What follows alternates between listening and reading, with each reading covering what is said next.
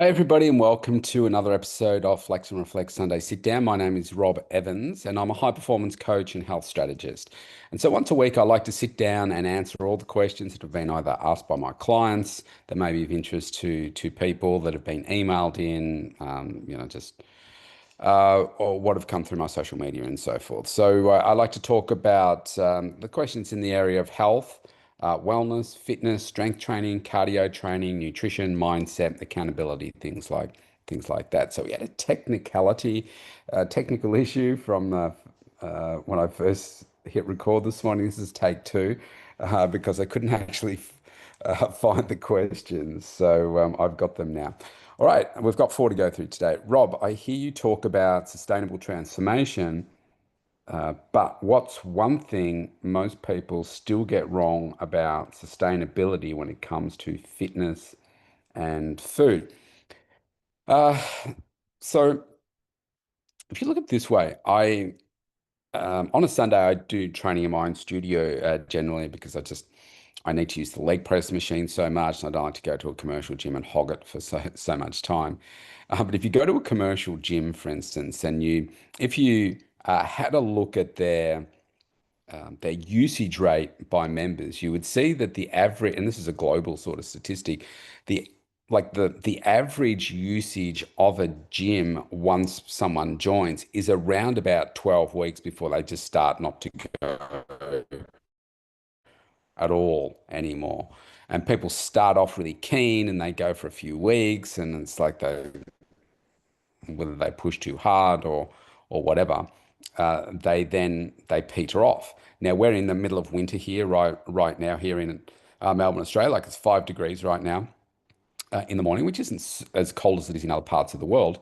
But if you go to the gym now, you find it's almost empty because it's cold and people, don't want to get into it, which is ironic, really, if you think about it, because if you were going to the gym for the right reason, not just aesthetics, but for your health, well, when is the highest risk time of getting sick in the year? It's during winter. So why wouldn't you want to still work hard through winter? And so I think one of the problems is that people look at their health and wellness as something that is seasonal or a certain time in their life or part of the year, but they don't make it part of their healthy lifestyle. I think like the statistics are something, like, obviously we don't know exactly, but something between 10 to 20% of the global population go to a gym and work out, right? Which is a very low number. Now, does that mean that there are not people working out at home and stuff? No, it doesn't mean that. But most people don't work out at home in a consistent way for their entire life. They do for a period of time and then they stop and they go back into those older habits. And so, what does that happen? For me, I believe that people don't truly define what health means to them. Forget the fitness side of it, but what health means, because you can draw fitness or pull fitness into your definition of health. And this is something that I changed probably a decade ago now, to refine what health meant to me. Let's face it, when I started training 37 years ago, I was like 19 years of age. I just wanted to look good. I wanted to put on muscle and I wanted to look good. I wanted my body to look good. I was 19 years of age. I wasn't thinking about health.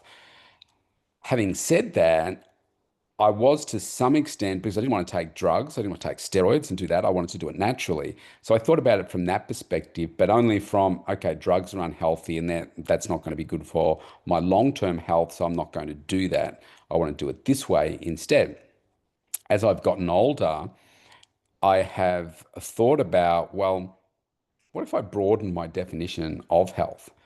And for me, I've been consistently working out every week for 37 years. It's just a part of my DNA now.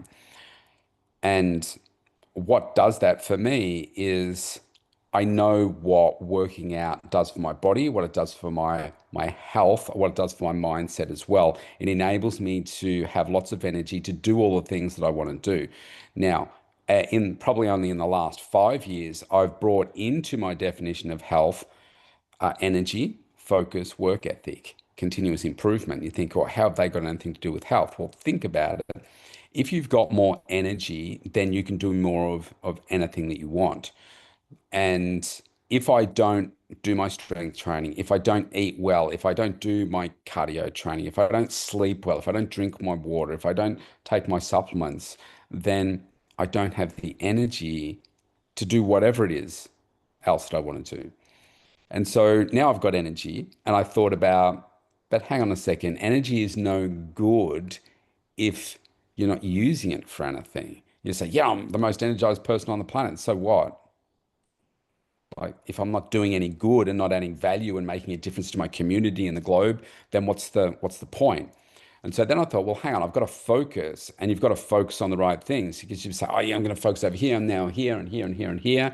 But no, it's about getting your focus in the right areas. Maybe it's 1 to 5 different areas of your life. You say, yeah, I'm going to focus on this right now. Okay.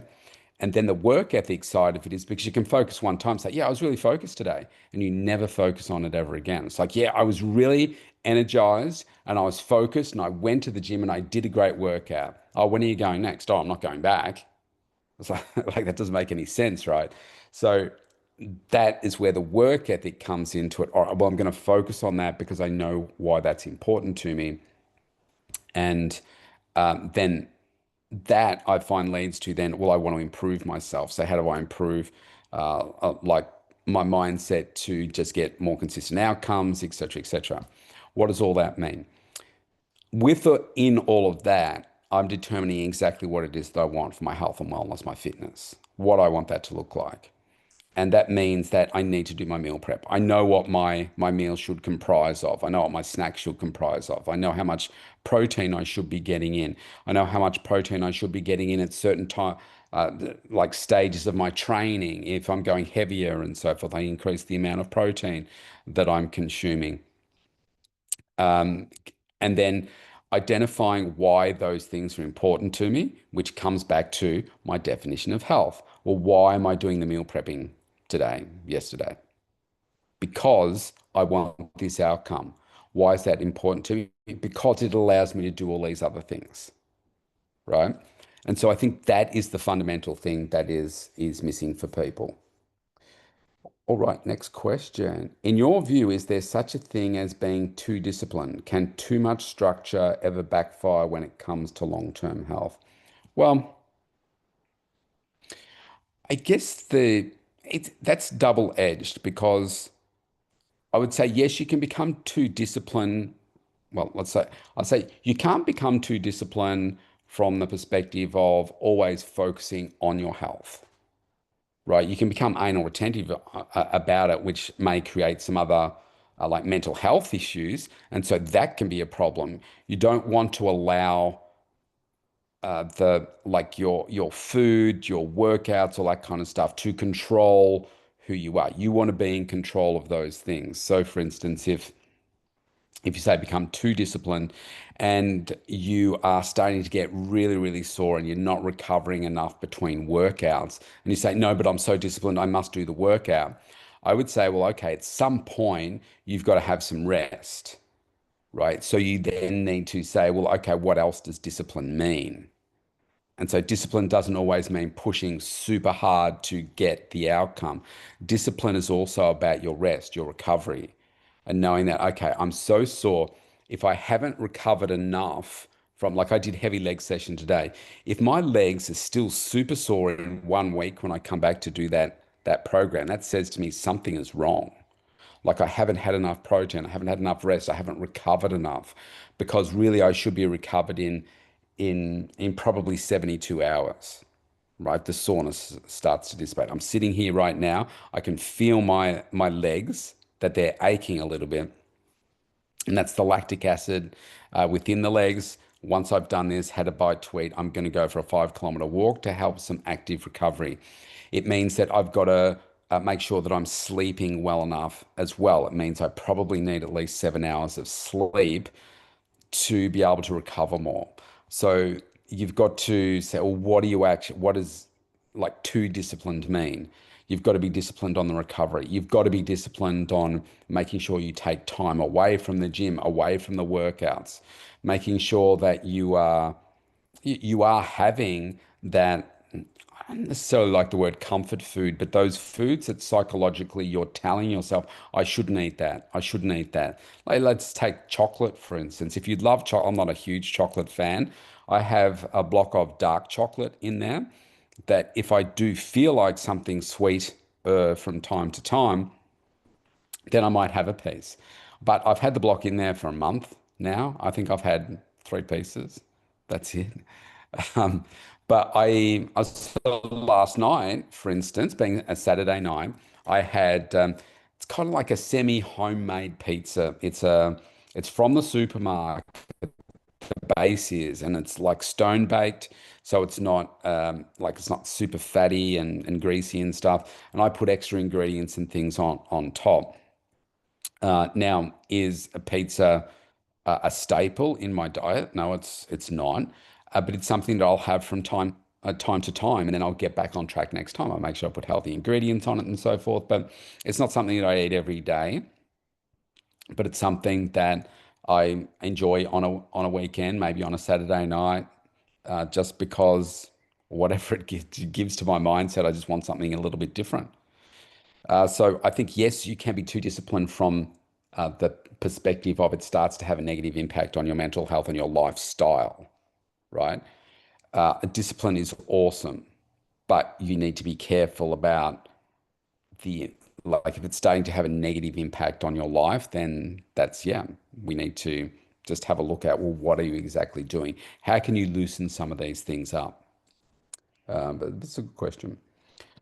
What's a small mindset shift that's had the biggest effect for your clients? Something that changed everything without changing everything. Um,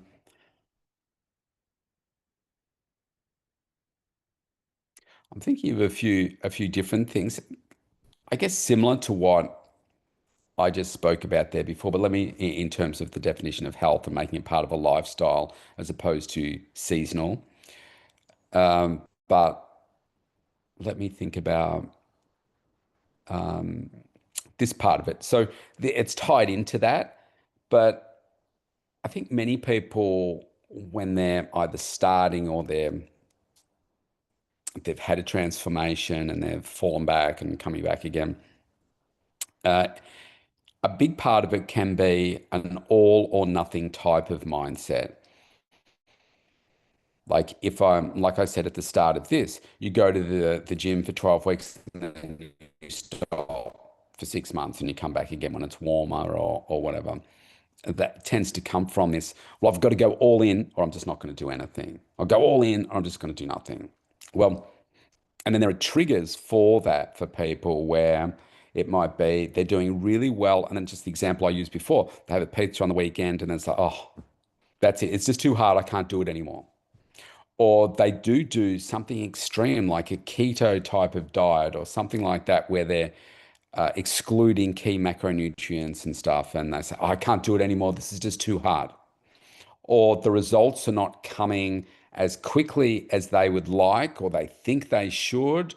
It's like, oh, well, this is just too hard. It's not worth it. And once you start to get your head around the fact that, well, you've got the rest of your life, and we want to have a healthy lifestyle for the rest of your life.